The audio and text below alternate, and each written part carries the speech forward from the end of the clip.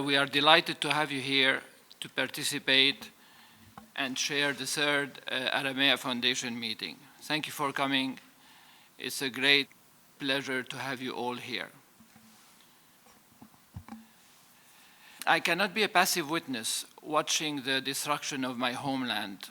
I want to be an active actor that seeks to share knowledge about the Levant, that seeks to share a better understanding of the Levant and of the region.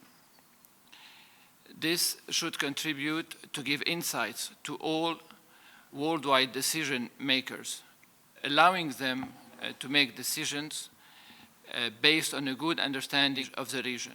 My dream is to participate in the process towards peace and reconciliation, mainly by knowledge sharing, achieving hopefully soon the end of this armed conflict and the maybe reconstruction of the Levant.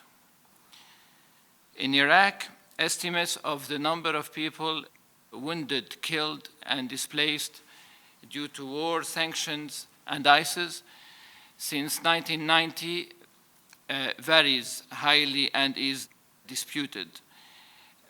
Having said that, I think it's reasonable to say that 2 million people have died and more than 4 million people are displaced.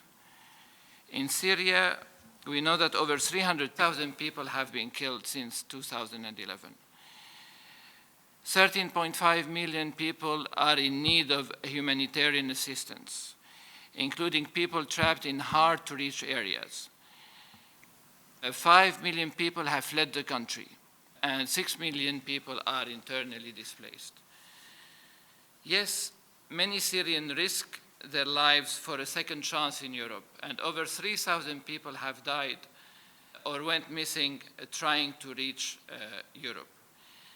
In Syria, 2.5 million people have lost their jobs during the course of the conflict, and this have caused a loss of income that affected the lives of 13 million dependents. There's also 150 people who died doing humanitarian aid, and sadly, 15,000 children have been killed since 2011. Despite the challenges, the United Nations and its humanitarian partners continue to deliver life-saving assistance to millions of people across the country. As you know, in Syria and Iraq, historic structures, including schools, mosques, civilians, and government buildings, have been damaged and in some cases destroyed. We have an issue of looting and illicit trafficking of our cultural heritage. A number of sources report that many archaeological sites in ISIS and Nusra-controlled areas in Syria are being systematically targeted for clandestine evacuation by well-organized groups, not all originating from Syria, so people coming from abroad. And here it's extremely important to call on all governments to implement United Nations Security Council resolution banning the trade of cultural heritage of Syria and Iraq. The World Heritage Site of Palmyra contains the monumental ruins of a great city that was one of the most important cultural centers of the ancient world. One of the atrocities that ISIS have committed there is destroying the ancient temple of Baal Shamin. It's a temple that dates from the 2nd century before Jesus Christ, and it was later converted to a church and designated as World Heritage Site by the UNESCO in the 20th century. Last year, when they took Palmyra for the first time, one of the several summary killings that ISIS carried out in and around Palmyra was beheading Mr. Khalid al-Assad, one of the most important pioneers of Syria archaeology. A sign attached to the body indicated that he was beheaded for being an apostate and for being a supporter of the government of President Bashar al-Assad.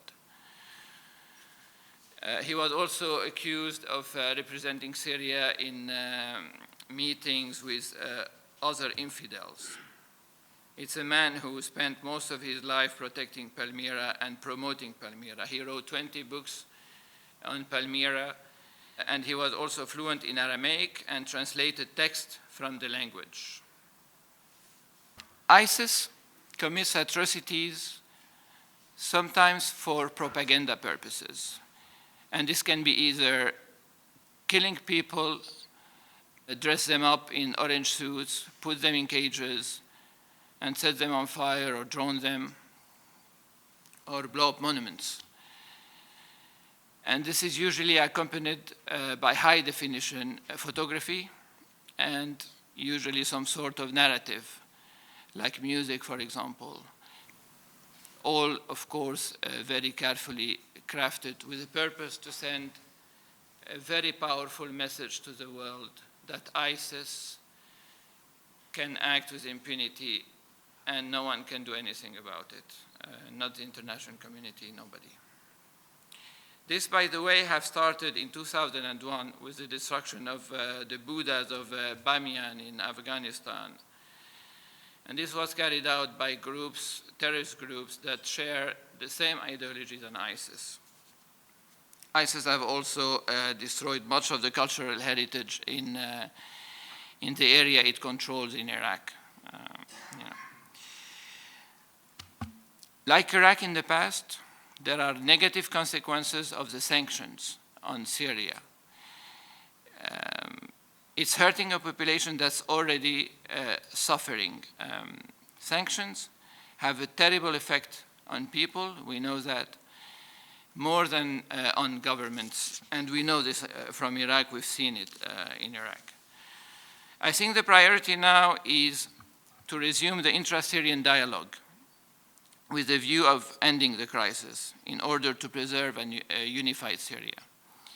Syrians must be ready to resume dialogue with no preconditions in order to reach a political solution determined by Syrians only, ideally with no international interference.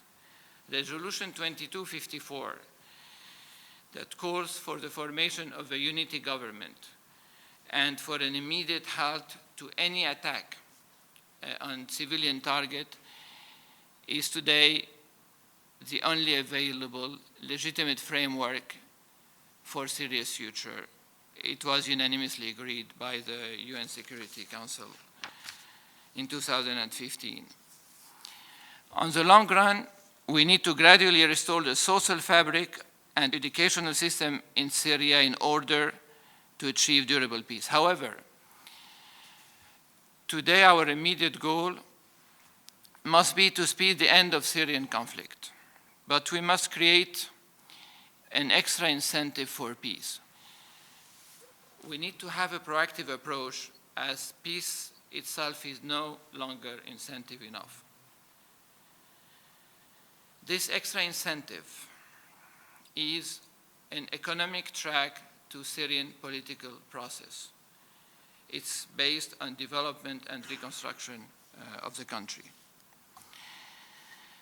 For its success, the involvement of all parties is required: international communities, regional players, government of Syria, and all opposition parties. Economic diplomacy can turn the conflict between parties into a conflict where these parties are on one side and the challenge of peace and reconstruction is on the other side. Efforts must be made to make clear to all parties to the conflict that war is a common enemy. It's time to work on the most important aspect of the conflict, the future of Syria and Iraq, and the safety of the population of these two countries. Here we call on the United Nations, the World Bank and other international financial institutions and states to support such venture. Rebuilding Syria can be politically, economically, and financially beneficial, not only for Syria, but for the region and for the world.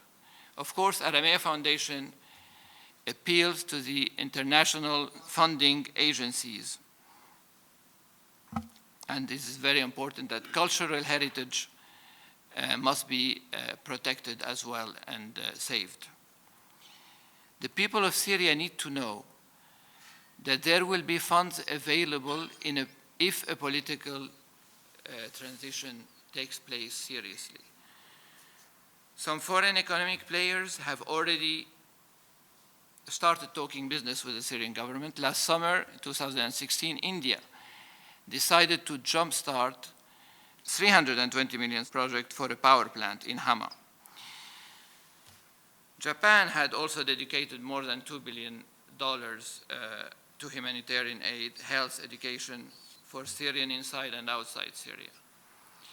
So Japan provided non-military assistance and supported efforts to reach a political settlement with the goal of building societies resilient to violent extremism.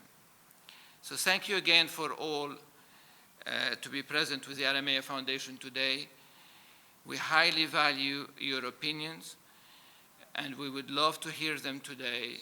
Only through exchange, peace and prosperity, through exchange of dialogue, peace and prosperity can be achieved. So please feel free to intervene anytime you like. We would very much appreciate it. Thank you.